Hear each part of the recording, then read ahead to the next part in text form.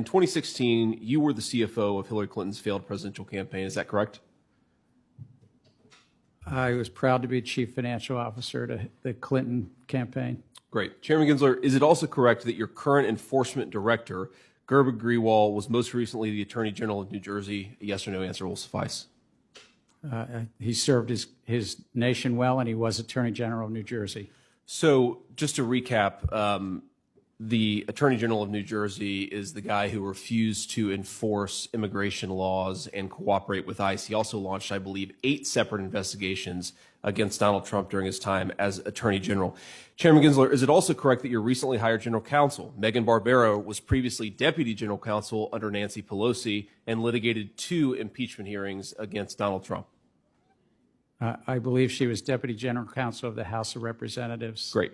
So, and I'll also note that one of your senior enforcement counsels is married to Peter Strzok. My point here, Mr. Gensler, is that you seem to have a very troubling pattern of hiring at an impartial regulatory agency a lot of people who seem to have a vendetta against the former president. And I fear and I worry that that has implicated itself and affected the policy at the SEC.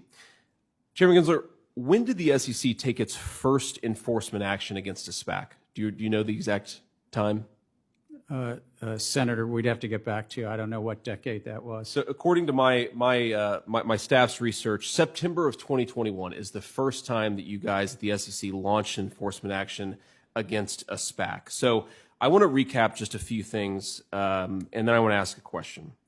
First, you were Clinton's finance director in 2016, Hillary Clinton's finance director. Second, you hired anti-Trump enforcement director Grewal in July of 2021. Third, you brought in Ms. Barbero, who was the litigator on 2 House impeachment trials against Donald Trump. You have another enforcement counsel who is married to Peter Strzok.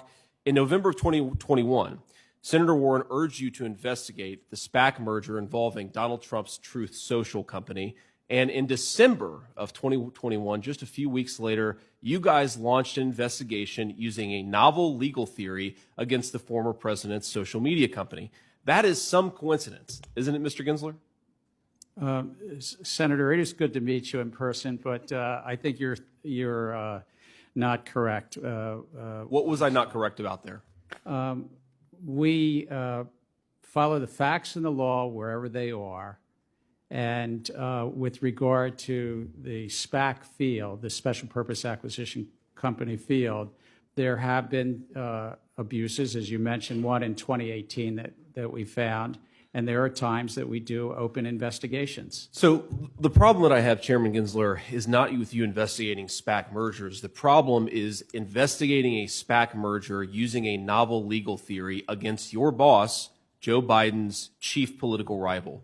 Also against a social media company, which, of course, at the time, Twitter and Facebook and every social media company had banned the former president. So you can make a pretty good argument that the SEC was using its enforcement powers to silence the chief political rival of the current president.